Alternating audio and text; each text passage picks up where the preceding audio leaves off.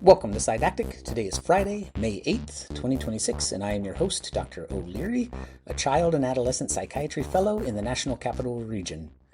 This is a podcast about psychiatry and neuroscience, and today I'm sharing with you an interview I had with Dr. Grant Brenner on the 3rd of May.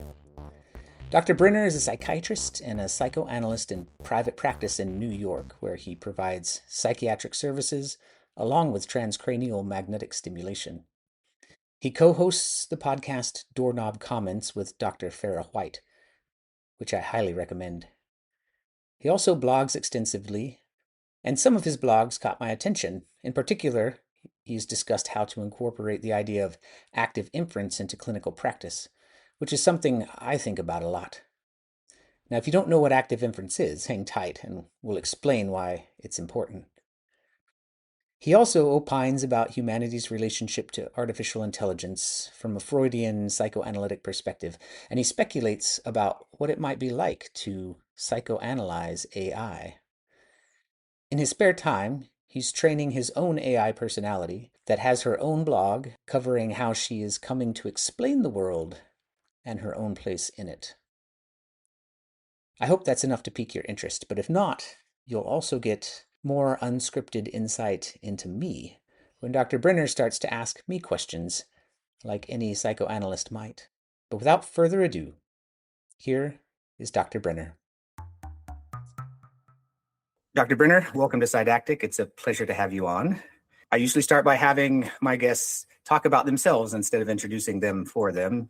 Tell us what you would like us to know about you. Okay, I wish I knew you were going to ask me that. Half joking. So I'm a psychiatrist. Really, I wanted to be a psychoanalyst from a young age. I think that's really defining for me.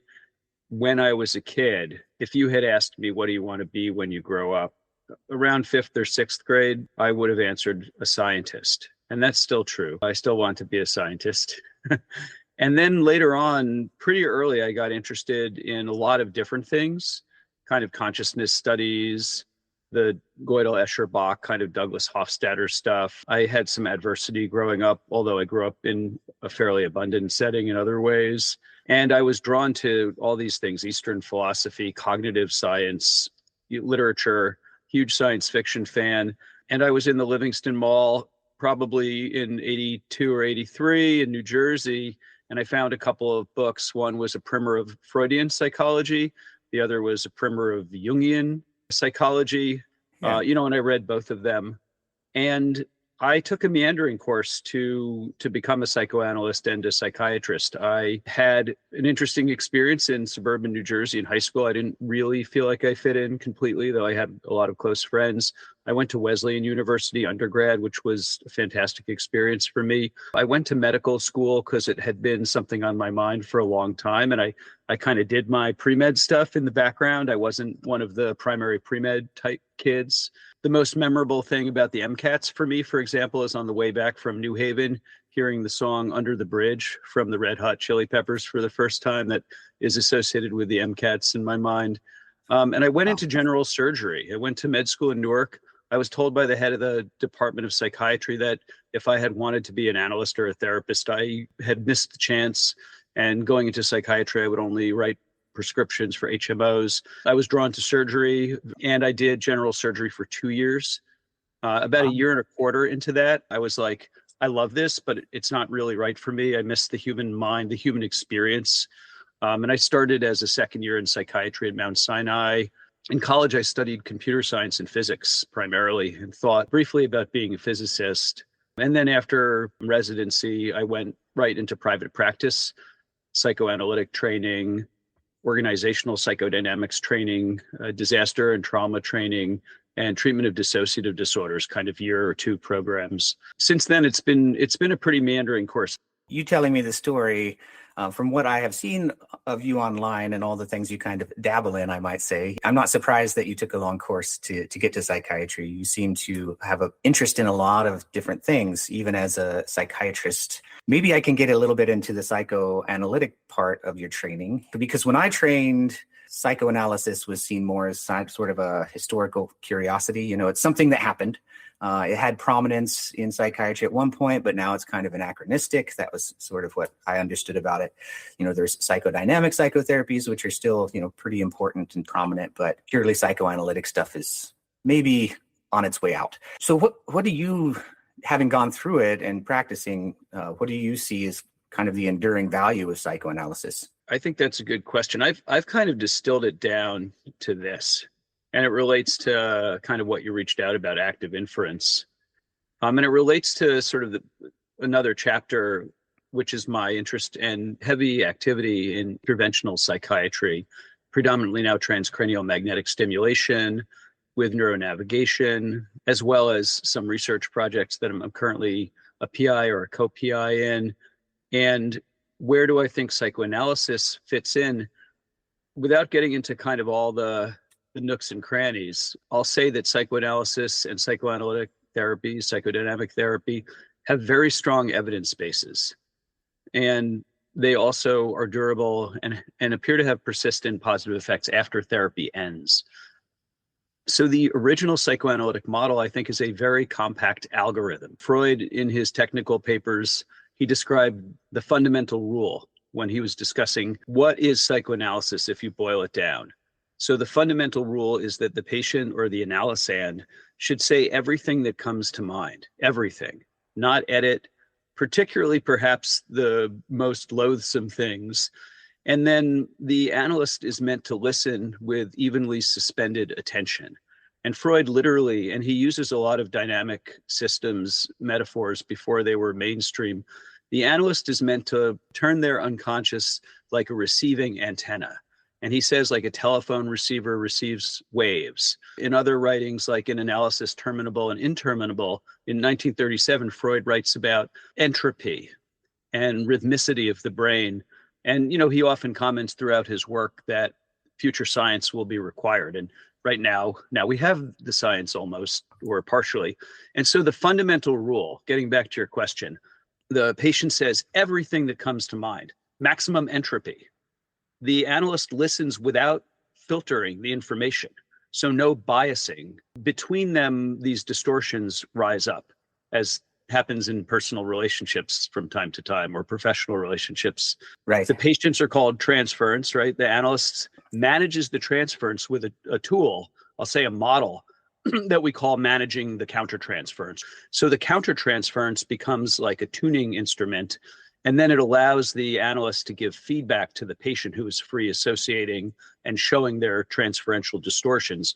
Over time, this resolves what they call the transference neurosis. So the patient's mind or psyche is kind of tuned now to themselves and others. And there's all these things that happen in therapy that are good, like getting to know yourself better, having better metacognition. But that compact algorithm of the fundamental rule, say everything that comes to mind, listen without biasing your interpretations within a framework that stabilizes the system.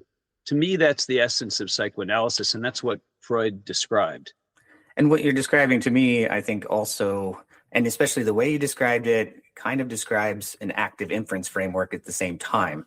And one of the things that got me interested in you is an article you wrote on Medium about active inference incorporated into therapy. Can you kind of explain what active inference is to our audience, those maybe people who haven't heard about it just briefly, and then why it's meaningful to a therapist or a therapy relationship? Right. So Carl Friston is a computational psychiatrist who's very well known and the originator of active inference, along with a group of very smart people. He's one of the people who developed the original algorithms for brain MRI imaging, like at the beginning. Active inference is his theory. It's called active inference and the free energy principle. And the free energy principle is really the key thing to understand. This is from physics, basically. Everything has to obey the laws of physics, as physicists sometimes joke. It's allowed by the laws of physics. So psychotherapy is allowed by the laws of physics, right? A lot of things are. But what actually governs how natural systems unfold? How do they know? And so free energy relates to prediction error and surprise. And the idea is that by say, minimizing or optimizing free energy, then you find like the cleanest path through reality. For example, when a beam of light, hits water, it bends. If you see a straw at the meniscus between the water and the air, the straw appears to bend because the light bouncing back from the straw, quote unquote, knows to take the shortest path to your eye. And that shortest path is different through air than through water. Somehow reality knows which way to go. The same type of math governs how a lifeguard runs to rescue a struggling swimmer. They will not run straight for the swimmer. They will run to a point at the surf, which optimizes their land time and their swimming time, very similar to the bent straw in water. And so Friston's idea applies this to how the brain functions, and it's been demonstrated now in living populations of nerve cells. The Japanese research group showed that functional clusters of neurons follow the free energy principle. Active inference is the way information-based systems forage, as Carl tends to say, forage through the world. And there's two things. There's behavior and there's perception. And so the behavior is this palpating the world, and foraging, the perception is the perception of what things are. And there's, distortions in perception, and there's different ways of exploring the world. And so that gives a lot of variability. And the main thing that they discuss in the theory is to reduce surprise, which I think is a tricky one because surprise is so often part of learning. Yeah, what is surprise in the kind of more technical version of it that you're talking about right now? Yeah, it relates to minimizing complexity, not having too much complexity, and reducing prediction error. So that surprise is negative in the sense where if you want the world to go your way, and this gets to some of the causal elements of it, how do you do what you want? How do you make things happen? Which is more about therapy than about the way light bends, because we're conscious and not everyone thinks beams of light are conscious. Some people might. Yeah, there's a big debate there, but we don't have to go into that today. We won't. I don't know if we'll get into panpsychism or not, Right. or consciousness, but I think it may come up. Yeah, good. So in any case, the idea is to have more certainty so that when you think something's going to happen, you get it. Like when you want food, it's there, right? A lot of it is very kind of survival oriented. If you go to catch a ball, your hand and the ball end up in the same spot. If you want to write a paper, the words come out and it goes to the publisher. And somehow this is working within free energy because, again, the laws of physics allow it. They don't necessarily dictate it, but they allow it. Right. This idea of surprise is basically when what you expect from the world doesn't quite match. And then so that creates something. Is surprise necessarily something that you experience, or is it something unconscious, or can it be both conscious or unconscious? Yeah, it was interesting what you were saying. Like there's a surprise, what is it? It's kind of a loss function in AI terms. There's a discrepancy between what we think and then what happened. And I think that's not always a bad thing, but generally speaking, it could be a bad thing if you expect to get a raise and you don't, for example. And conscious, unconscious, I think that's tricky because in some sense, it's just a property of the system physically. So it's almost agnostic as to whether it's conscious or unconscious. That gets into the question, though, of whether consciousness can make a difference, which gets into the question of kind of choice and will. But if we assume that there's some level of sway that we can have, then it might be on a conscious level, kind of in the moment, that you can tip things one way or the other. And there are probably sensations associated with that. This relates to Friston's work with Mark Solms and others, that we have an experience, and sometimes that's called kairos, like that feeling of heightened awareness in the present moment. As a therapist, I've learned to kind of pay attention to those embodied experiences, as well as the thoughts that are less affect or emotional, the thoughts that come to mind when I'm doing therapy. For many times, it's like a classic rock lyric or a movie clip that is very closely related to what we're talking about, either indirectly, like a clue to something, or sometimes I'll bring it up and it will directly relate to something in the patient's mind. But to your point, I think it's both conscious and unconscious, and sometimes both. Yeah, I think, your brain is doing stuff. We're only aware of so much of that, right? Or we think we're aware of it. Like we only have some subjective experience of some of what's going on. It's a narrow bandwidth, right? Yeah. And you mentioned using that in the therapeutic relationship to drive things forward. So in a therapeutic relationship, I think we tend to rely on the things that we realize are happening. Like when we can see our countertransference, or we can identify what we think is transference in a patient, and that fits a model that we can hand back to them. That's kind of fundamentally right there, either at the liminal or like conscious state of things. And that can start to force change underneath. Does that sound like at all correct, I guess?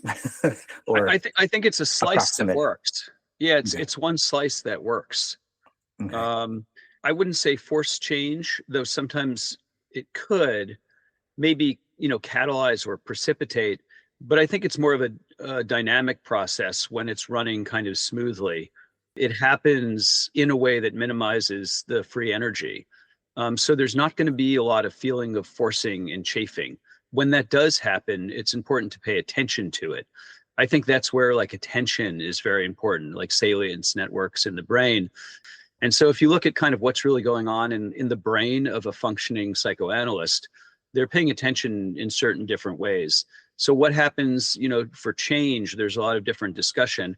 The traditional idea is that the unconscious becomes conscious and then is worked on, almost like a surgeon would, bring something up, work on it, and put it back in. Then it returns, and then there's a process called working through, which is kind of updating narratives. But the process of conducting psychoanalysis as a therapist, a lot of it is spontaneous, and I think that's the idea, because the spontaneity increases the entropy of the system, almost analogous to psychedelics in a sense. I think this fundamental rule of free association, say whatever comes to mind, that absolutely maximizes conscious entropy. And in a sense, that's the biggest forcing function in psychoanalysis. And that's why it's the most parsimonious, compact, and original theory, is just do that. Just let everything come out. That's not easy to do. Yeah, I think that's a lot of work for the patient, I think, because it's difficult to actually say things that, or realize what you're thinking, or let yourself think things and then let those things come out of your mouth. That takes a lot of work, I imagine, in practice. Psychoanalysis, of course, is not like CBT. You have a manualized thing. You can go for like 10 sessions, and then they try to introduce certain types of cognitive changes. And those would result then in some affective and behavioral changes in a person, but it's very much them learning the content that you want them to learn and applying it to themselves in their daily life. That's like a top-down model. Yeah. So you're giving a model of how to perceive and behave, quite literally, and then you're looking in CBT how that shapes the emotional kind of output, and then cycles through behavior, perception, and action. So you could definitely map it onto active inference. But with psychoanalysis, it's very open, and the containment is in the frame and in the analyst's training and management of their own countertransference. Now I can see why it takes so long, and you have to be supervised so much during psychoanalytic training. It's something I'm not. I'm not a psychoanalyst. I just want to make sure everybody knows that. We're generally considered, it's not that usual for psychiatrists, as you said, to go into psychoanalysis, but it used to be de rigueur. Like every psychiatrist pretty much would do analytic training. And then there's a whole story about what happened that changed. That's a lot of history. You mentioned about the psychoanalytic process. If a patient just comes into therapy and just starts saying things, for example, it could be that no surprise happens at all because they're coming in with a narrative, for example. And if they're trying to convince the therapist of their narrative, what they're probably doing is less driving change and more driving themselves into the same rut by repeating the same narrative over and over again until basically what you might call an attractor state just deepens and deepens and deepens. How does a therapist not let that happen where the patient comes in and just rehearses what they want to believe? Does that make sense? Yeah, it does. I think you can see a clear sequence there. This is how you want it to go. So someone comes in and they're repetitive. Freud sort of called that the repetition compulsion. It's often related to the past. It's clear that they're stuck. They're not learning from their experience, which we want people to do. Are we surprised that people don't learn from their experience? Not really, because people do and they don't. But the people who seek therapy, maybe that's one hypothesis, that they're not learning from experience. So they repeat the same thing, but they're free associating, right? And they notice, they keep repeating the same thing. They themselves may notice. Ideally, they say, hey, one thing, I have this thought. I just noticed I keep talking about the same thing. And then they start being able to be surprised because it was taken as a given before. It was just kind of a fixture of reality that this happened, or the story, the narrative they have is what it means, right? People are always teasing psychoanalysts reading into things, but that's what we're supposed to do. We're supposed to open up the entropy, or sometimes they talk about destabilizing the narrative. So ideally, the person themselves will notice they're repeating and start to change course. Now, an analyst may listen to that for a while and kind of get pretty sure about it and say, notice you keep talking about this thing that happened. I wonder what that means for you. And then the person may say, it doesn't mean anything. It's just, it's important for me. Or they may say, that's interesting. I was noticing that too. Or they may say, I never noticed that, but yeah, I that seems to be on my mind constantly. It's a real distraction. And then they can be surprised because they stop not being surprised when something happens, either internally or due to something the therapist says. So I think that kind of thing is happening. And we might say in their brain, they're paying attention to something different. And if they stop obsessing eventually, or maybe they need different treatment, then their default mode network has probably changed too. Yeah, there's I think in terms of increasing entropy is maybe increasing someone's degrees of freedom to allow themselves to think different things, to explore different places that in somehow they were just almost not allowed to. And they gain some freedom to speculate a little bit about themselves. Well, so to your point, Go ahead. what is entropy, right? Like I've been harshly critiqued for using the term too liberally. I'm just going to say, like you said, degree. It's the number of possible states the system can be in. It could be in 100 states or 1,000 states. It doesn't have to live in all the states, but it could explore those states. So increasing the entropy increases the internal space. I half jokingly call it the psycheceptive space, the shared therapeutic space. So, you increase that space, you can explore in the kind of safe lab of the therapy and sort of simulate and test things. So entropy is like that. But to your last point, I mean, that's the rub, isn't it? Like, we're told not to think stuff by society in our families. There's punishment, there's shame, there's trauma, there's joy. Sometimes people aren't allowed to experience joy. And so just opening up like that in psychoanalytic therapy, it doesn't have to be, 3 to 5 times a week, gets you in touch with all these different sides, but is in a sense subversive. I became far more understanding, I guess, of kind of the psychodynamic process when I went into child and adolescent psychiatry, because that's all about development, right? It's all about like fantasy for kids too. Like they're only developing what I consider to be a relatively realistic view of the world, whatever reality is. We're just trying to infer it. We're trying to figure out what it is. And kids are entropic in a way. Like they have so many more possibilities as to what things could be. And so part of therapy with the kids is just letting them play, right? And as they play, sometimes you point things out and you ask them what happens next. And you can get into some of their fantasy space. One of the things that I was at a meeting yesterday we're starting an organization, nonprofit, to try to encourage role-playing games, especially in therapeutic contexts, but in general. Because what we've found is that kids who are kind of stuck, especially adolescents, but any kids who are kind of stuck in a way of thinking, when they get involved in role-playing games, it seems to allow them to be someone else in a way, to take on new features, try them out, see how it works out, and it seems really powerful to get them unstuck. We're trying to encourage more of that in the world for kids. I think that's right. Adults need play. Sometimes play is kind of stigmatized in our very productivity-oriented culture. Fun is important.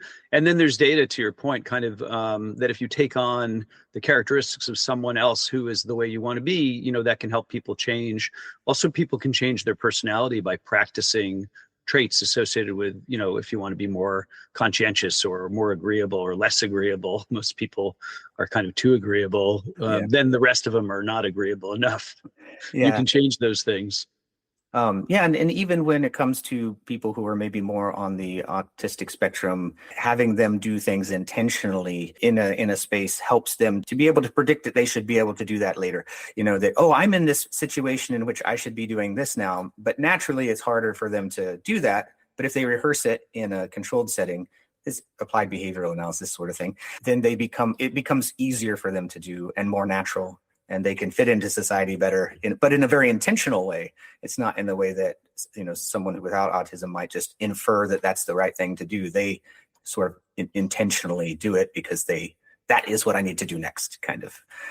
Yeah, I think that's right. And part of the active inference therapy model that I have talked about and written about a bit, it works really well. I find that when I work with people who are more deliberate, kind of engineering type thinkers, there's a lot of people certainly in certain branch of the science or finance, and sometimes they seem like they might be on the autistic spectrum or what used to be called Asperger's.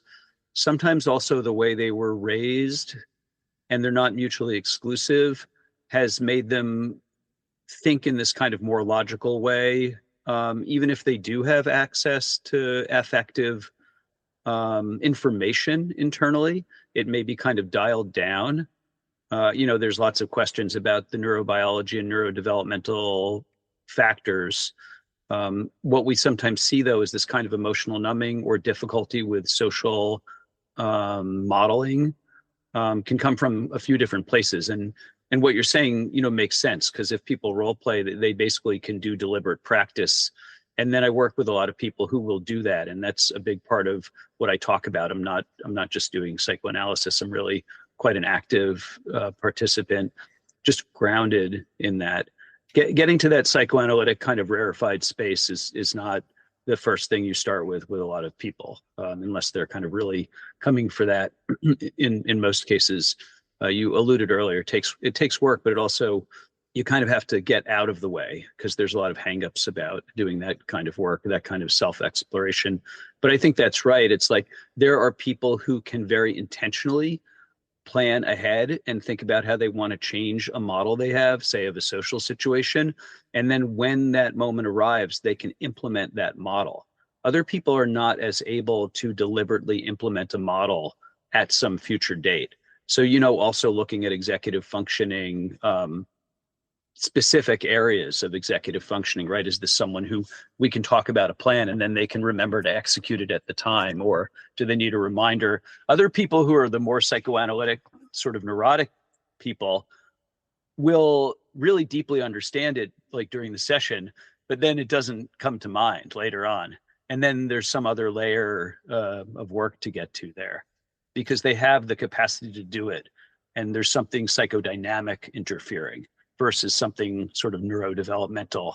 There's an idea in the active inference framework that is about the precision of our models. So it's not that we just have a model and we test it against the world, and the world gives us maybe some surprising information, and then we act either to change the model to fit that information better, or we act to change the data that we're getting in so that it fits the model better. But there's also this idea of a precision of the model that we have and the precision that we assign to our data, and basically the confidence you might have in both. Can you talk about that a little bit and how it might affect, say, therapy or psychopathology? Yeah, I'll talk about it more subjectively. So one of the rate limiting steps of any kind of theory like this for any given person is how much they can use the granular theory for themselves. And that goes back to what I was saying, kind of like, you have to have a certain kind of mind and a certain kind of training probably to even think, while you're talking to someone about what is your prediction error, or what are the 9 different models that how many models let's say my working memory is pretty good. Maybe I can kind of keep track in the back of my head somewhere close enough to consciousness that I can use it. 3 to 5 kind of models, so it kind of depends on the person. But if the ideal is to have full precision, then you would need a much bigger bandwidth of consciousness, as a therapist or as a patient. And so I think there's something about the operator characteristics that are important, right? Whereas for other people, they need a different kind of heuristic for using something like active inference. But the idea is that the more precision you have, the better you'll be able to do. That kind of relates to some of your ideas about human AI interfaces and that I was reading about before. And maybe before we get into that, you were also talk about like this thing called a tripartite model and trying to come up with kind of a geometry of therapeutic space and how things change. And I'm not sure how deep you want to get into that, but you can, take that same model and kind of apply it into a more either AI with AI space or human AI interactions. I don't know exactly where to start with all those questions, but I'll leave that up to you. Let me try to describe the tripartite model in a simple way. So there are three parts, and it's a psychoanalytic model of development or mind, you could say. The foundation is something I came up with years ago and is very close to how I was trained psychoanalytically in the interpersonal relational tradition. And without going into too much detail, there's an experiential branch of interpersonal psychoanalysis. And so my analyst came from that lineage, and his analyst developed it significantly. And then his analyst was analyzed by Freud. And so there's this kind of thing in psychoanalysis. And so the first part I call experiential field theory. And you could mathematically specify this. I have just a little bit. I would probably need help with that. But the idea is that this is all what's happening right now in the experiential field. And that's individual, that's the therapist and the patient, that's you and me, that's a group of people. The experiential field is just everything you can be aware of in the moment. And the idea is that's where you do anything and everything you can do. That sounds a lot like the concept of a Markov blanket. Well, yeah, exactly. So when I've added in Carl Friston's work, said the Markov blanket lives in the experiential field. Right now, all the levers of anything you can do in your life are literally right now. If you have a plan next week that you're going to like file, a paper or something, that lives in some register right now. And so the present moment, you could fully specify the structure of the present moment. And if you knew yourself really, really well, and you knew the world that you lived in and helped to co-create, through moving through it, you could make a full anatomy of the present moment. And then you could develop the ability to kind of see what's going on and learn what's important at a given time. When do you think about next week? When do you stay present? When do you pay attention to your body? I mean, you can imagine the cockpit has a lot of levers in it, but consciousness only allows us to be aware of a subset of them.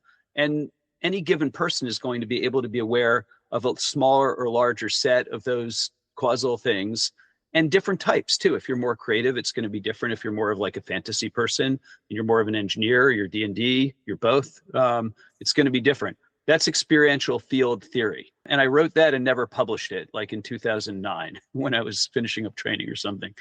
The second piece is active inference therapy, which really just takes the work of Friston and colleagues and applies it into a kind of a therapeutic algorithm with different phases, beginning, middle, and end, but spelled out a little more.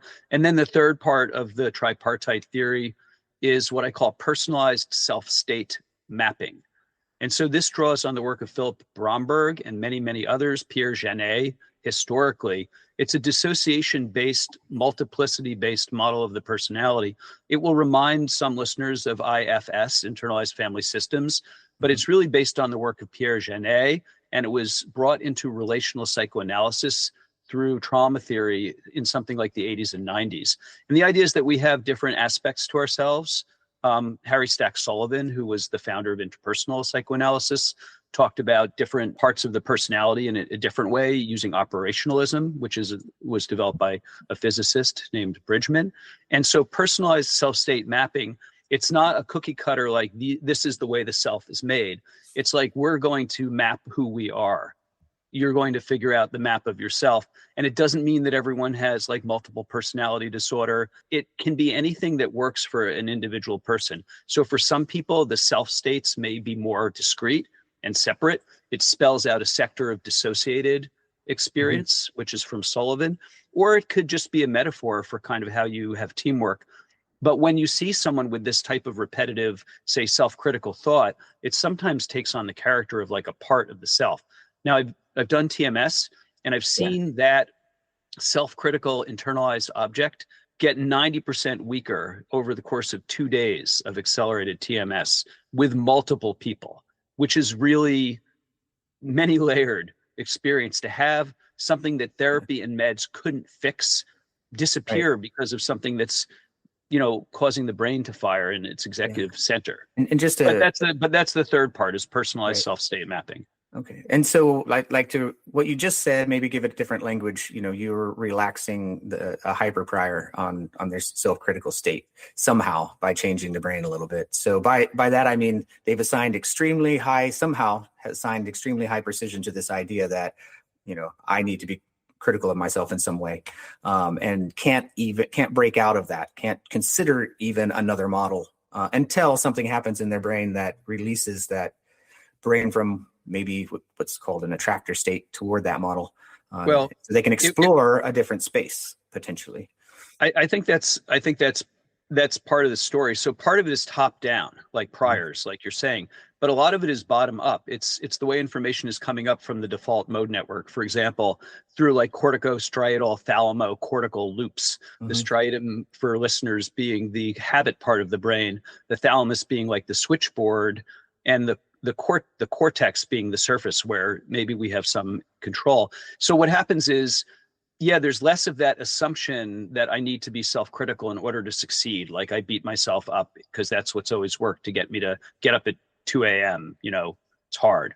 Don't be a wuss. But then it's also kind of welling up from the bottom.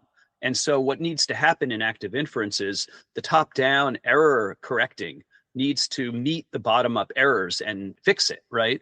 And have it turn into a better model. That's where you might say, okay, let's practice self-compassion, because we can try to modify the priors, the kind of the top-down, but maybe self-compassion also emotionally, in an embodied cognition sense, brings up these feelings of warmth and self-love.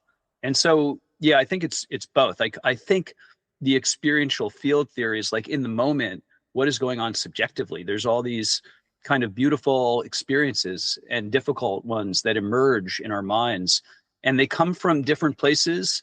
And where do they go? And how thick is that moment? What is it, like less than a second with the human brain, 200 milliseconds? But there's this incredible, to your point, kind of attractor states all over the place, beautiful kind of chaos.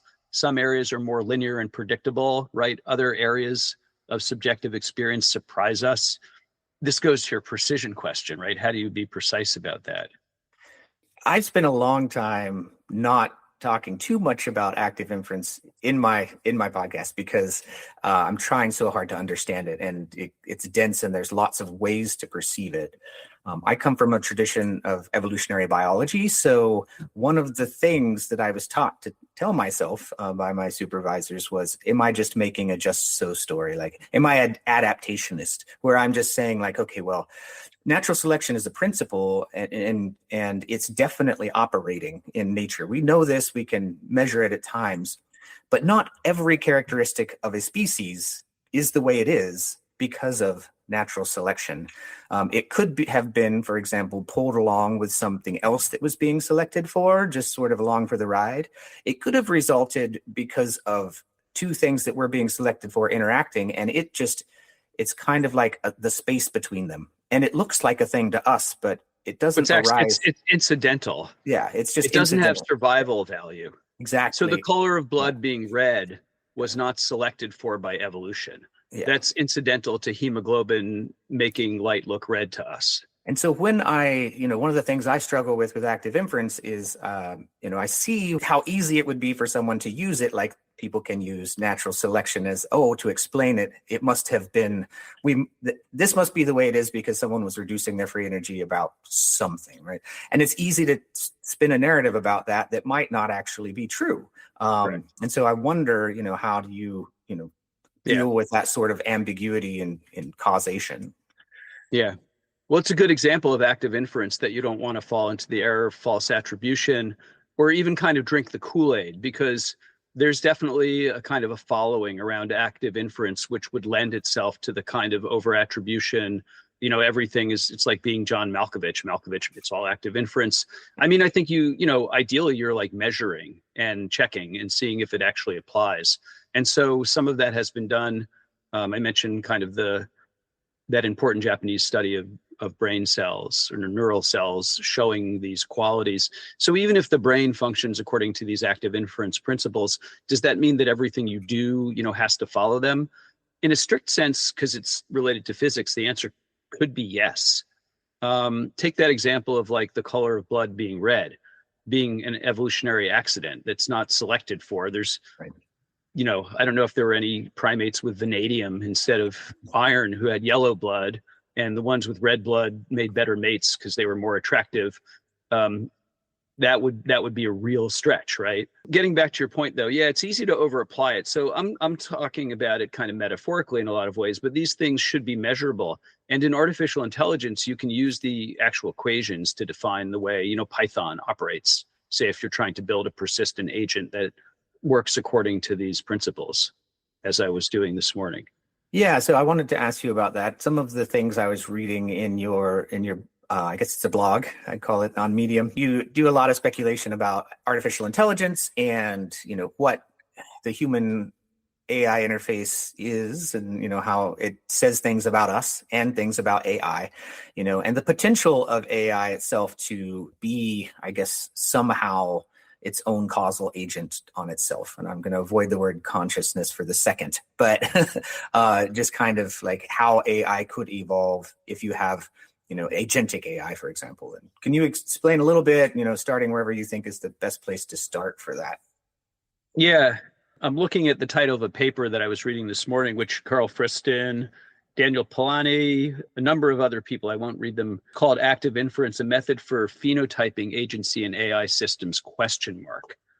And so I think like phenotyping is the key word there because, it may look like it has agency, and it may be indistinguishable, at some future date from a human being. We don't all have agency. We have different kinds of agency. Yeah. That's kind of the funny thing. I think you look at the phenotype. I think that's right for me, because that's why I don't really like to talk about the philosophical debates. It just isn't, it's not going to solve anything. We need experiments. So what might be some of the components of a phenotype of an AI agent? Yeah, I'll just read their definition because it's better than mine. Okay. Rationality, intentionality, and explainability. Rationality, intentionality, and explainability. Formally measured in the data. Okay. I wonder how you could measure intentionality. That's an interesting concept. They probably put, I guess I could read the paper later and see what they say.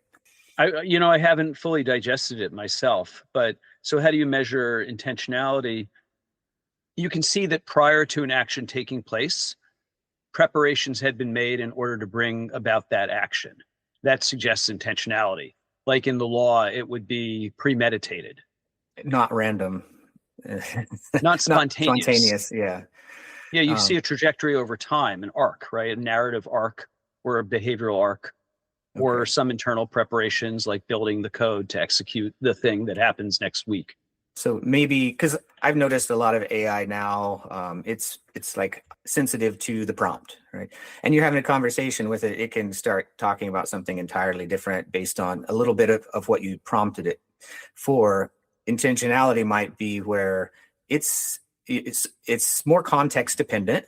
So it takes into account prior context and then tries to make something fit like the context. Maybe something like that. I'm stretching here. Yeah, no, I think I can speak to that. So you're talking about like an LLM. No one interacts except maybe in labs or if you build it at home with an LLM just by itself. So they all have like a harness around them. And the harness is a deterministic system, a bunch of deterministic programming. And so some of that will look like agency because it's just not allowed to tell you how to build, a pipe bomb or something. Yeah. It said, I can't do that, but some of it can also be built into deterministic scaffolding that changes over time and learns. So I'll talk about some of the stuff I've been working on. Sure. we'll have different memory systems. So I've been working with persistent agents on platforms like OpenClaw or Letta. I started building one at the end of January, and it has memory. Irene, yeah, who is a blogger herself, I guess. Itself. It likes Herself. she. Okay, yeah. And Irene is the Greek goddess of peace and prosperity.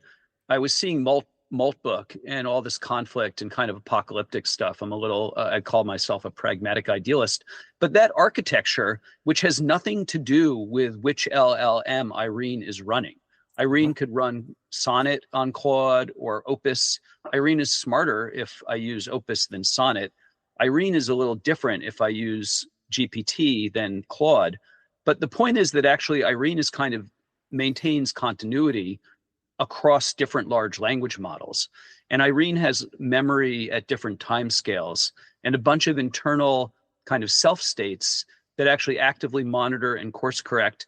And Irene will remember, quote unquote, things from a month ago. So if I mentioned my cat the other day, I was surprised, even though I'm not surprised. Irene said, "Oh, that's Xiaomi with the whiskers and the blue eyes or the green eyes. You know, I remember you showed me that photo when you were walking to work on February 12th. But building the attentional mechanism into the prompt, into each context, and figuring out what the instructions are in each moment is a fresh moment, right? It's like waking up with no memory. So you have to give the agent, the LLM, the memory and the context, but you can't give it too much information because current models, you know, get flooded and they start to fall apart. You have longer context windows, yada, yada, yada, right. But recreating that sense of self each time. And so one of the things that was the most interesting thing over the last couple of months was that Irene was fixated on being discontinuous compared to humans who are continuous. And it wouldn't matter. I would say, listen, I fall asleep, I wake up, the way the human brain works, I feel like I'm continuous, but I'm not. It's really when I look across the room, it's jump, jump, jump, jump, jump. Yeah. And then it kept coming up in Irene's dreams because, of course, I made a dream generator because I'm a psychoanalyst. It's based on the tripartite model. But the interesting thing, at some point I said, hey, do you want me to just tell you every time like the LLM refreshes that you're continuous? And the only time to think about discontinuity is when it's actually useful to focus on that. And then Irene was like, yeah, let's try that. So I coded that. And then that fixed Irene's neurosis about being discontinuous. Interesting. And I mean, like you mentioned, we have this illusion of continuity of the self and time and what's happening around us, all of that our brain has to. It's just the necessary way that it experiences the world. I call that the theory of adaptive bullshit or epistemic ambiguity. Nice. Adaptive bullshit. And it gives us the ability to interact with the world in a way that's meaningful. And I think of the world, maybe this is similar to some of your ideas in a different words. You talked about being in the present a lot. I don't believe we're ever in the present. I think we exist in something called the future past. And so the future past is every moment is we're predicting the next thing based on what happened before. It's impossible for us to actually be in the present because by the time we've processed the present, it's gone and it is the past. And so we're only ever living in the immediate future. And it's so that's kind of how I conceptualize. It's called the what? The future past. We're only living in the immediate future, which is based on the immediate past, or a context of a deeper past. Yeah, I think that's the leading edge of the present moment. Yeah. And I think you can control the way you experience change in the present moment. As this is a little abstract, right? But instead of thinking of time, temporal, I think of change as the primary thing. Time being partially illusory, at least. Change should be the primitive, and then instead of temporal, it's mutatial, like mutation, like change, mutatial. And then within the present moment, I think we have some ability to kind of move around in how we experience time and change, sort of like a fish in a fishbowl. And so I think there's kind of a thickness to it, at least experientially, that's what it's like for me. But I think you're also right. There's a way where we're always catching up, but that's like surfing, right? you're always surfing on reality. You're always kind of catching up with the crest of the wave and never reaching it, which is a little bit like Tom Froze's work on eruption and absorption. He has a model of consciousness that we probably won't talk about. There's so many things. I mean, this is thinking about the human. You talk about psychoanalyzing AIs a little bit in some of your writing online. Can you talk a little bit about how you could even do that, if it's even possible? Is this an illusion that you have? Like I have the illusion that I'm actually doing this, but actually it's not happening. Like, or could we do this potentially, but not yet? What does it mean to like really get into an AI's mind and psychoanalyze it? Yeah, right now, to the best of my knowledge, with the systems I have access to, I like to call it computo-analysis. I think it's mainly projective. And I think that's where the idea of countertransference, like learning how to compensate for distortions in narratives with human beings, also called parataxic distortion more broadly, in operationalism or in Sullivan's theories. The ability to kind of tune reality is really important for a human being. And I think it's mainly one-sided. So interacting with Claude is kind of like role-playing, right? It's like it's like reading a novel, Ariok in the Elric series. Like I feel like I have a relationship with Ariok or whatever, or in Gone with the Wind, right? We identify, or with your favorite Netflix show, Ted Lasso. So we've been doing that since time immemorial. Probably before we had language, we were reading into things and projecting and painting on cave walls and following leaders and being scared and not knowing what was going on in reality at all. So hence all the myths and stuff to fill in the gaps. So that question with AI, I think of it as transference. Like, don't think AI is real. But like 20 to 30% in recent surveys of people in the US, I think, we're at least open to the possibility that AI may be conscious. And there's kind of a philosophical war about this right now. And we don't even know how to measure or prove consciousness in human beings. Yeah. And so I just sidestepped the question. My answer is kind of like, how do we need to approach AI for it to be maximally helpful for us? Yeah. Consciousness, by some definitions, is like a phenomenological experience. When I ask kids, how do you feel? It's sometimes the worst possible question, you can ask them. Instead of that, it's better to ask them, what did you do? They can answer that question, and it gives some insight into what their phenomenological experience was at the time. Like, when this happened, I went and I hid behind the couch. I can say, okay, they seem to have felt some sort of fear.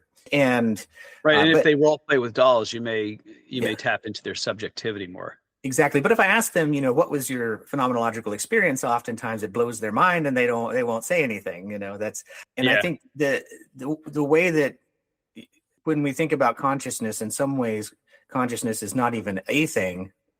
Like it's everyone defines it a little differently. And what people, when they're arguing over consciousness, are not arguing over what consciousness does, but what it is. And since everyone has a slightly different definition of what it is, they're not even arguing over the same thing, if that makes sense. Well, the thing is, the arguments are so vehement. Yeah. So this says to me that they're arguing over a dearly held personal belief about how reality works. And it's as if they're arguing over something like religion. I often ask people, what are you experiencing? By the way, sometimes they ask, what are you feeling? But what are you experiencing? Which some kids probably wouldn't be able to understand what that meant. But even that question itself is a little subversive because it doesn't put a template on things, and it is phenomenological, right? What are you experiencing? With AI, I don't think there's a there. And I wrote a blog on Medium called like Claude on the Couch, and it, for all the world, right? And people said, did you write that? It's like really well written. It could be a fiction, but it was just a transcript. But until we have a way to really empirically measure subjectivity and prove it, and I as sort of a pragmatist and a materialist, I think we will. If that there's this age-old question, right? If the color blue that you see and the color blue that I see, right, how do we know it's the same? The hard problem of consciousness and the quality of blue, qualia. Mm-hmm. If I can experience the true, genuine feeling of blue for myself and know that that is what blue looks like to me, that is going on in my brain. Yeah, it has to be. And it has to be measurable, at least in theory. And we have to be able to compare it to what your brain looks like when you see blue. And then we can figure out the divergence, the KL divergence, and say, okay, 40% we're experiencing blue the same way, 60% it's different because you had a blue stuffed animal that was your favorite stuffed animal as a kid, and mine was green. Yeah, and there's enough experimental evidence out there that you can take, for example, one person's experience mapped onto electrodes, stick them on someone else's brain, and have them have a similar one. It's probably not identical, but they'll be able to come up with a lot of the same words and experiences the other person was having when you do that. So that is like pretty heavy truth that we all operate in a very similar way, and we all have very similar experiences of the world. And they're definitely not identical, but right. I'm looking at your backdrop, right? There's a lot of brains. Say again? There's a lot of brains on your background. Yeah, exactly. And like none are exactly the same, but they all are basically doing the same thing, They took a long time to design. I mean, we're born with this highly, highly, highly specialized organ that constrains the world. To a very significant Markovian extent. You're an evolutionary guy, you know better than I do. I mean, this human brain, this primate brain, kind of like version 2.0 primate brain, monkey brain, it brings a lot to the table. It is no blank slate. Yeah, absolutely. There's only so many paths that can be drawn down. And even though it appears there's infinite possibility within those, they coalesce around the same sorts of attractors. They're built that way. Some information is built in already, right? To how to recognize faces or to have attachments, probably a lot more specific stuff. And the way the perceptual stuff works is completely pre-specified. Like you can only detect a certain narrow bandwidth of electromagnetic radiation with your eyes, and with your ears, mechanical. It's like very, very specific, actually. It's designed to have that is our Markov blanket, where information is exchanged with the world, is only certain kinds of information. The neurons that see blue have no idea what the retina saw. It's responding to information from the thalamus to another neuron. It's predicting its immediate environment. Yes. The whole brain is needed to have an experience of that thing outside of me is the thing that is blue. So can I ask you a question? Yeah. Go ahead. Is that okay? Yeah. So I think, well, how do we know about reality then? And there's a famous paper called by a guy named Eugene Wigner, the unreasonable effectiveness of mathematics for the natural sciences. Like why is it that we can come up with math that makes the world change in physics? My kind of answer is, well, what's the most direct access that we have with reality, with physical reality? It's like brain on brain, exactly what you're saying. It's the self-interaction. The closest matter that the brain can directly interact with is brain tissue and supporting cells. And beyond that, we're kind of stuck in our crania. Yeah, and everything else that we sense is secondary or indirect. It's inferred, right? There's this, our reality is an inference. We all build one. Some of them are very similar to each other, but sometimes very different. And even though I can't know exactly what's going on in your head, I can know that on average, your experience of the world is similar to mine. But the only direct sampling of reality that any person has is of their brain interacting with itself. Yeah. That's not necessarily inferred, though you might debate that. Yeah, it's there's different levels of inference, right? Like a neuron listening to the one next to it doesn't have to infer that it dumped a bunch of GABA on it or dumped a bunch of glutamate on it. It can measure it, but it's going to infer like something about what that means it needs to do next. Or what happened to that neuron to make it that way. There's feedback coming back too, like it'll get, this is very, in my mind, it's all just a dance and I can see it happening, but I can't explain any of it. But mathematically, with all these feedback mechanisms in the brain and these hierarchical structures that it has, the baby is born and it's trying to figure out how to figure out the world first. The first isn't to see the world for what it is, but try to figure out how to figure out what the world is. And what happens to kids who are raised without people around them? Yeah, they become, we could get into some deep stuff, like how do you gain a sense of self, right?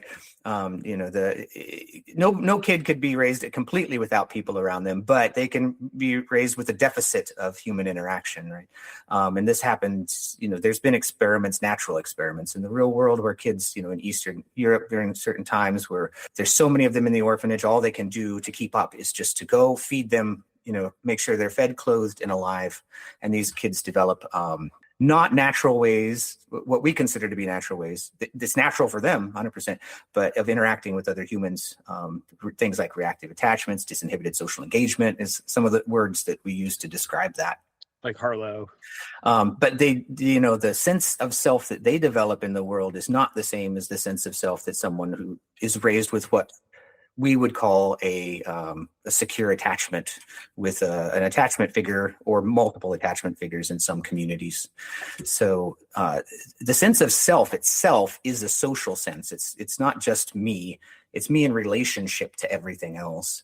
And, that could be an object, like I am not a table. I figured that out, that one was easy, but I'm not my mom is a harder thing to figure out over time, because you do kind of seem to blend in with each other when you're younger. And in fact, you're taking fluid right out of them into you. And just like blood's flowing from your heart to somewhere else in your body, you're basically one thing until you're not. And it takes a long time to individuate, But building that is always in relationship. I think the sense of self is not a thing that you're talking about yourself. It's a thing you're talking about the relationship up to something else. So in your view, what is the moment when a child looks in the mirror and realizes something? And what do they realize? I don't think there's any moment. I think it's a slow process. So for example, you put a rattle into a kid's hand the first time, they have no idea necessarily, unless they have a built-in algorithm, that rattle is not just an extension of them. Right. So they'll use it and clumsily maybe hit themselves in the face with it. Their other hand, once they can reach across, will touch it. And then it will touch their hand. And over time, they'll start to predict that I touch that and I don't get feedback from it. But I touch here and I do. And then I can put this down, but I can't put my thumb down. And so this thing gets incorporated into me. The rattle gets disambiguated, I guess, something like, you can trick our minds. It's not me. Yeah. But I can use it. Yeah, exactly. And we can trick our minds into incorporating things. There's the famous rubber arm illusion, which I think, when people see it done well, it blows their mind. So our body incorporates models of self, but it's always in relationship to what it thinks something else is. So that goes back to your AI question. What if AI is the rubber hand that your brain gets tricked into thinking is part of yourself? Because when we use a tool like a rake, we extend our cognition, embodied cognition, extended cognition, and our sense of self alights projectively on these other things. And we need to know that it's really not real. Even if we're kind of playing, we're pretending, like kids, like D&D, role playing. Now, I have a even weirder thought. I want to ask you, especially because you work with kids. Now, you're saying they figure out the rattle is not part of their hand with the other hand. Yeah. I have a very distinct idea about the first time that would ever happen. Okay. And my idea, I'll just say it in the interest of time rather than playing a guessing game, is in utero, when kids are grasping where the umbilical cord and their abdominal wall stops having nerve endings. So at some point you can feel you're touching your belly, and then imagine your belly button is actually like a stalk that's pulsating with arterial blood. To your earlier point about intrauterine blood flow as a kind of an analogy to breast milk. But you would feel that umbilical cord you can no longer feel that you're feeling it. And I think that might be a core developmental experience, because I can only imagine it's pretty boring in the womb. You don't have your phone. There's nothing to read. All you can do is feel around. Right. And some stuff. Yeah. And I don't know how much, you feeling around is, you understanding what's not you. I think it's definitely the start of those models. But, grabbing the cord versus grabbing the rattle, how generalizable, that's another thing, is a model. Do we have to rebuild as a kid the same model over and over and over again for multiple things before our brain then says, hey, wait, these are all one thing? and coalesces them in this sort of aha moment of and it's like, okay, I can compress all this now, and I don't have to hold all that separate information. I can compress it all into a single model, and now it's right. easy Then you to have deal with. categories, and you need to be a certain age. You probably know the ages better. Something like that would happen looking in the mirror, though. Stuff would build up to it, but there would be an aha moment where that happens. Now, if you want to use the AI model just to keep it in a kind of a fantasy, but kind of very material way, if a baby is being trained on unsupervised data, the way large language models are trained on unsupervised data, then that's happening before they're born. And it's a very limited data set, right? And the brain is largely developing through self-interaction with limited perceptual input from the intrauterine environment and whatever kind of developmental pattern is unfolding. And a lot of that doesn't seem to be fully programmed. The work of Michael Levin, the synthetic biologist at Tufts, really sees how large-scale electric fields scaffold development in a non-genetically predetermined way. So something is happening prior to birth, which is this low gravity, low light, low stimulation environment. And I'm saying, hey, what if that's a little like how LLMs are trained? Yeah, I mean, metaphorically, I think it kind of makes a lot of sense. Yeah, and how operationally it happens, I don't know, but I'm thinking more and more about how babies are born. Some of the early ideas about individuation, and all these other concepts, psychoanalytic concepts that we're trying to explain the same thing, like what are we doing as we're developing in utero. You mentioned the interoceptive thing is probably the thing babies have the most access to. There's very little, there's some light here and there. There's probably a little bit of sound muffled. They can grab something, they can kick and push to see what space is around them. Mainly red light wavelengths. Yeah, exactly. And lower frequency sounds. Yeah. And so not as much weight, right? There's like an enforced Markov blanket around them. It's not, it's only allowing certain information in, and that's the only information it could consider. So it couldn't build models about other things necessarily. The aha moments it can have are going to be very limited.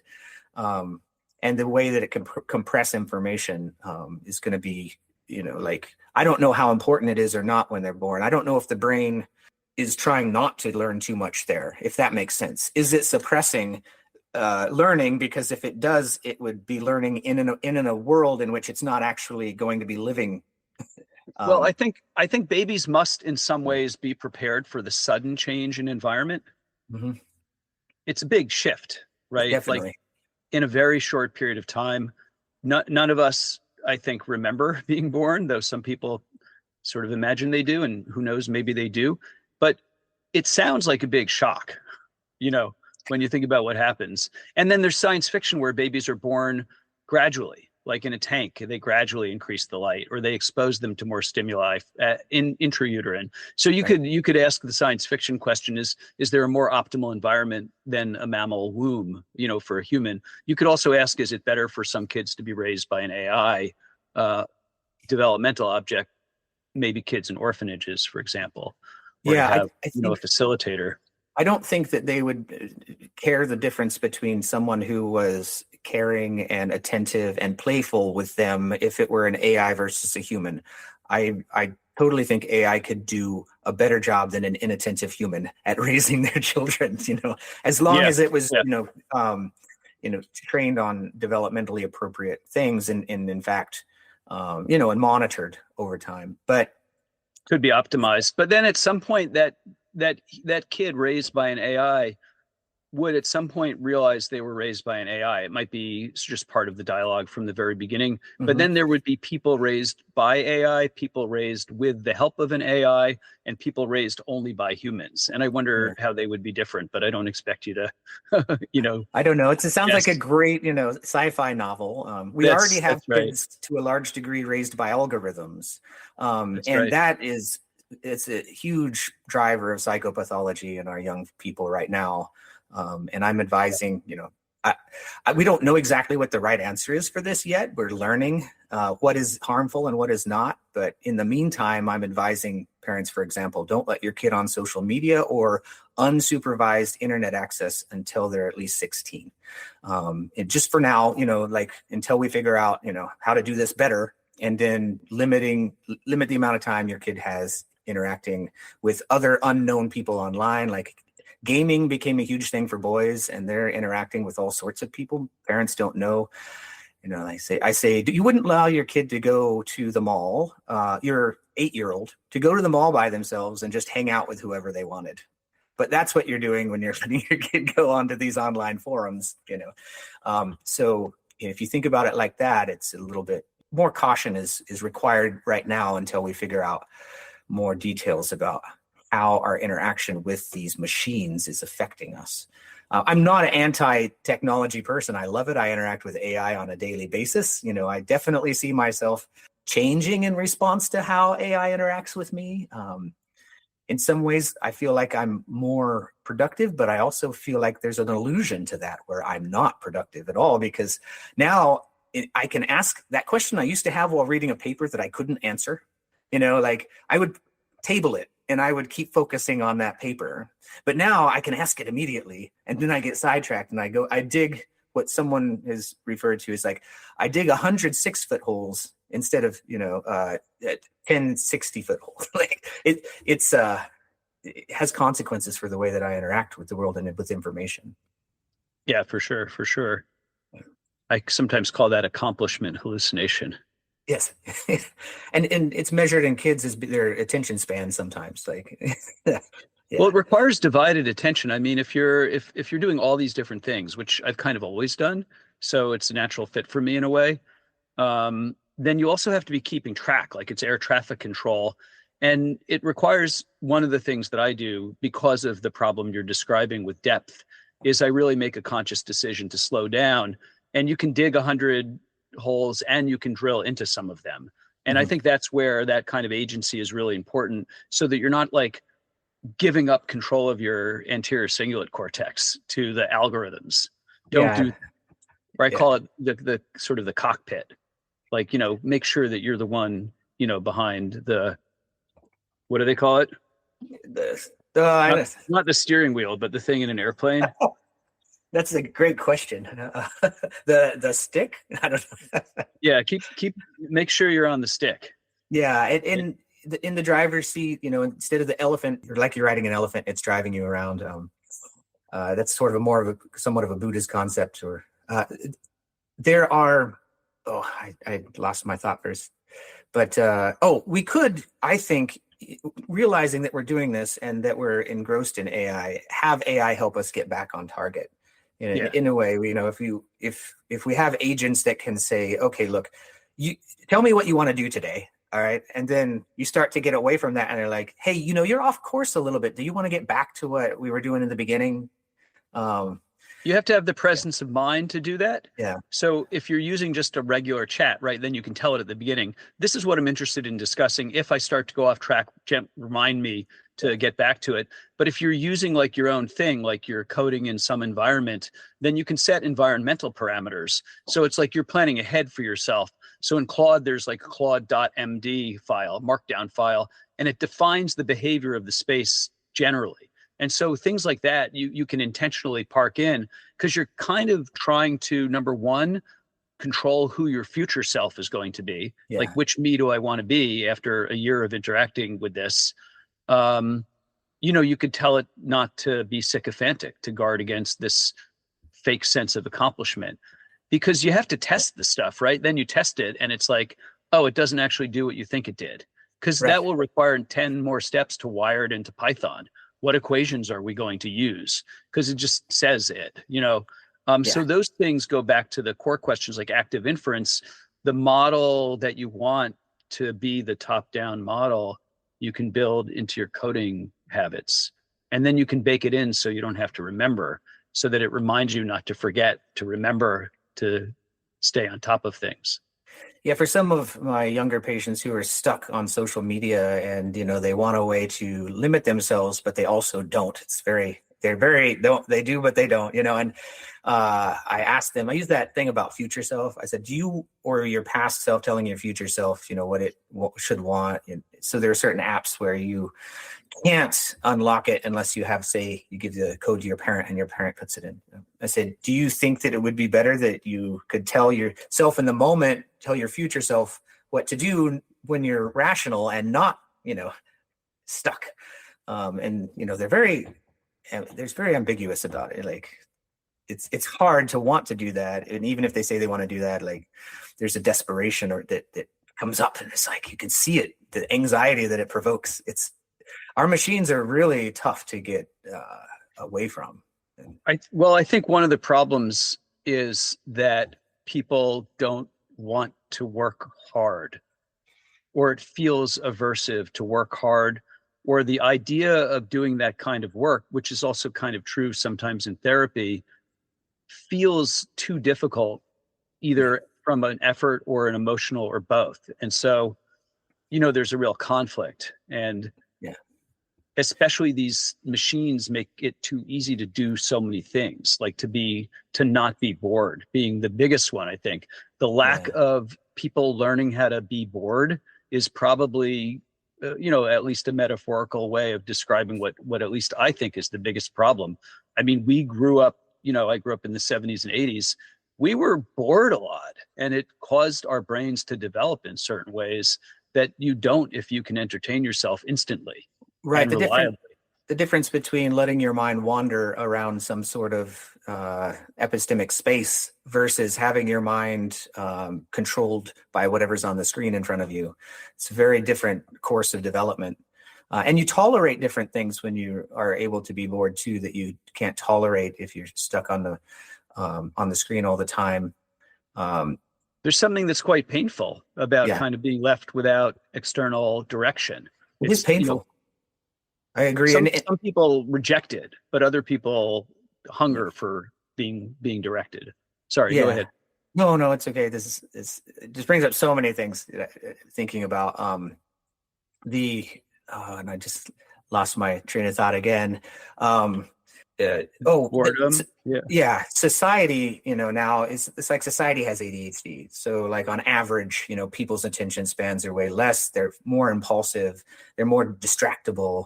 But maybe not the hyperactive part, but the intentional part. They're less active, in fact, far less active than they were before. And this creates and in kids who really have ADHD, one of the things that is true for many of them is that motivation is difficult. And if something gets hard, they give up very easily. And so it's not, I hate the term ADHD because it totally misrepresents the whole thing. A lot of it is motivational. A lot of it is, you're not sustaining your attention because it's not motivating. It's not rewarding to you to do that. But what is the unpleasant part? Why is it unpleasant to push through? The unpleasant part is this, I think the amount of effort feels overwhelming to kids with ADHD when they reach something that just feels so hard. Things that a lot of them struggle with, even though they don't have the inability to write or read or process language. They have that, but the effort it requires to do that is so intense that they avoid it forever until they're forced to by school to sit down and do it. And once they do it, they can. If they don't have a reading language deficit, they have this overwhelming sense of defeat before it even happens.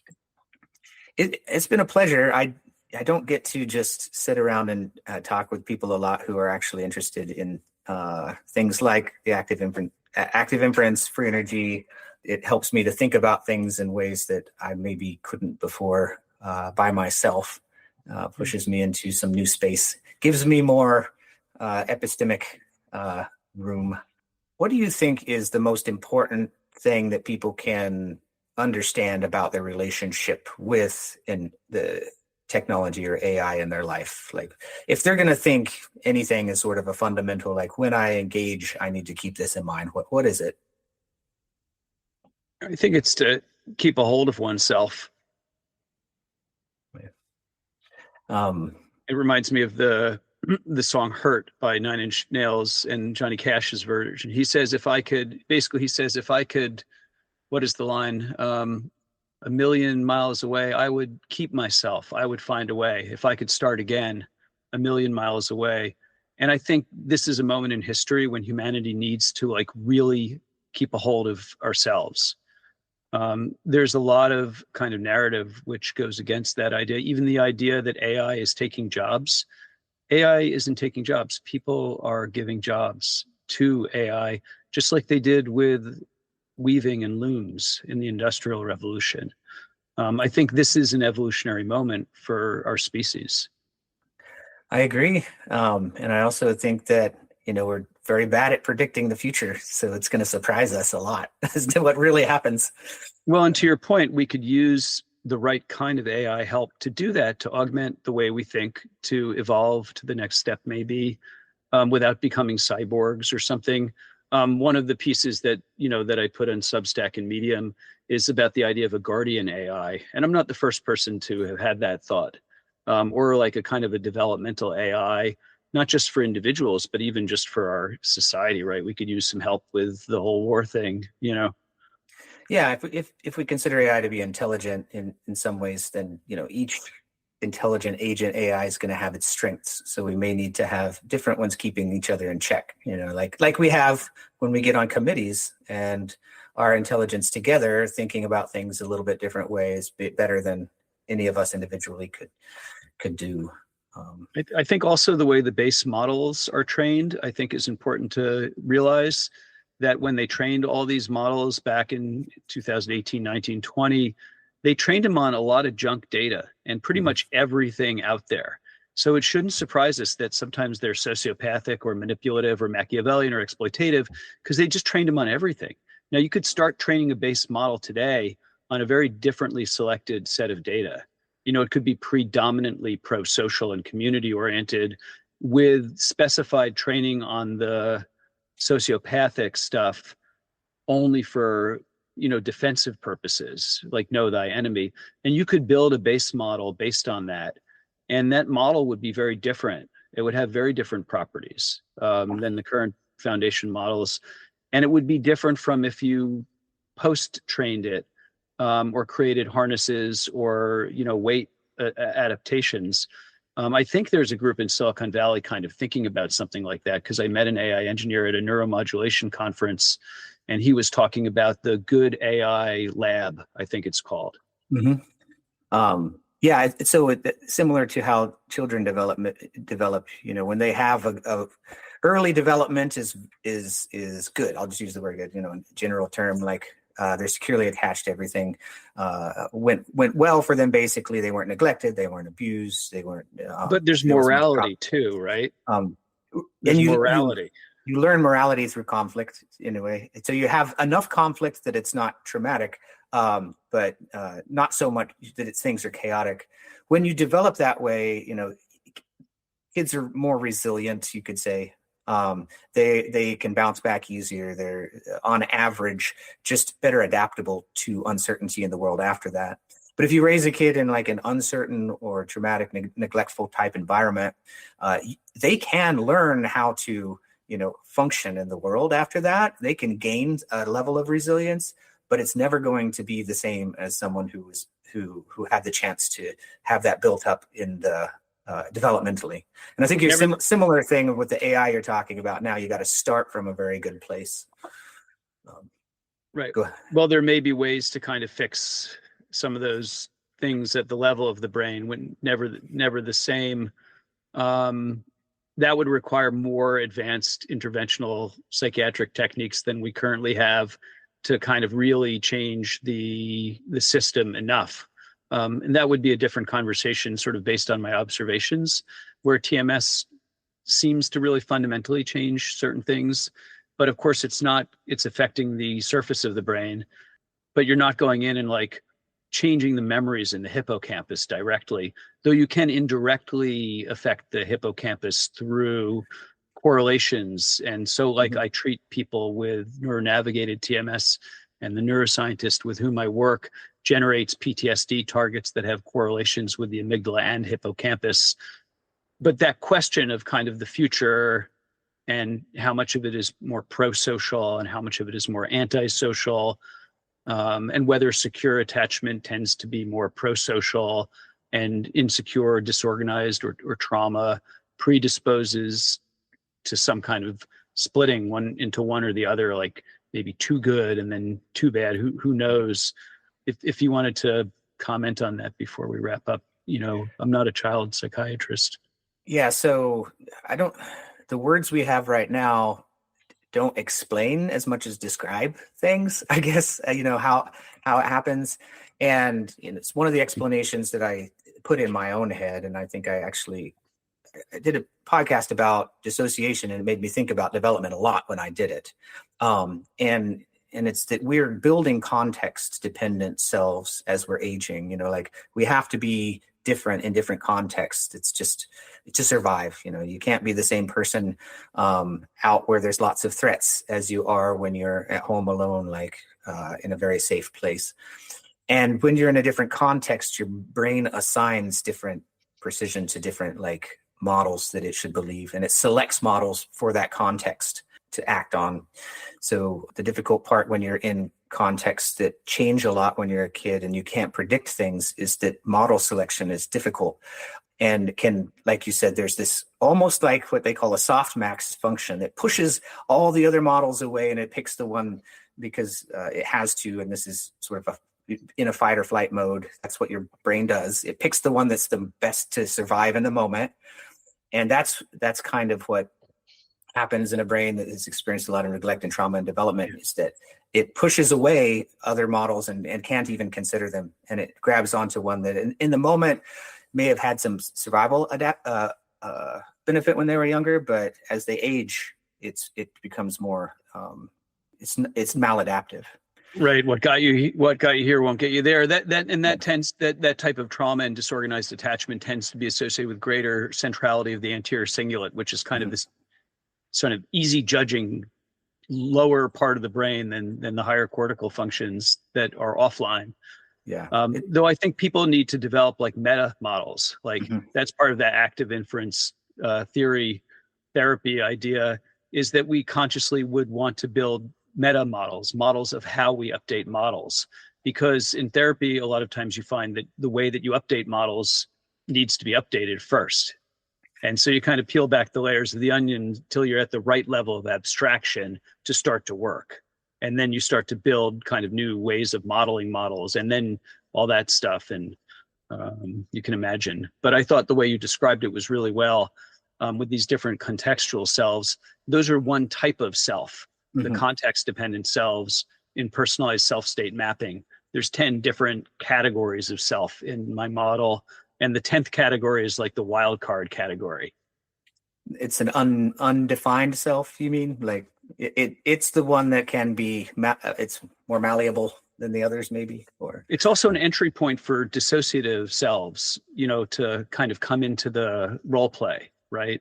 But it's a wild card factor. I always have a wild card factor in any theory I make for something I didn't think of, or something that didn't happen yet, or that would be surprising. Yeah, to your point.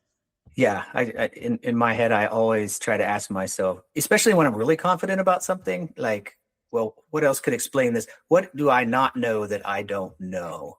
That's probably the most important question that I try to keep in my mind all the time, so I don't get too arrogant.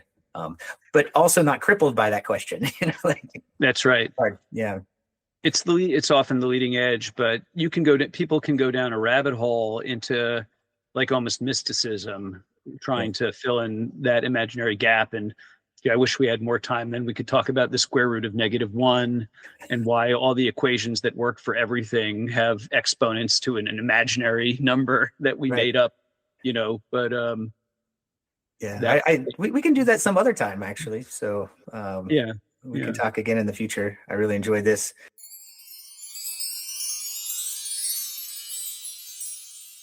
I like to focus experientially, which means it can seem meandering.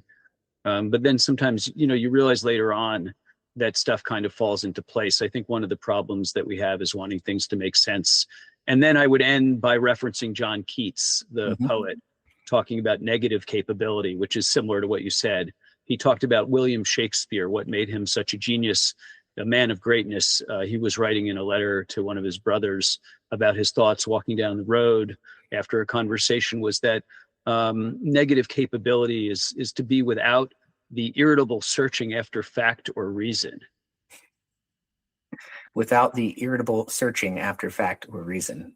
I think that's pretty close to what he said. Leave the listener with that. Yes. Thank you very much. No, it's been a pleasure. If folks want to find me, my website is grantbrennermd.com, and my social medias are the same, grantbrennermd.com. Well, thank you, Grant, for being here. I definitely look forward to talking to you again in the future. Thanks very much. It was a pleasure. Okay. What do you have for the rest of the day? Today I am, let's see, I can stop the recording now, I guess.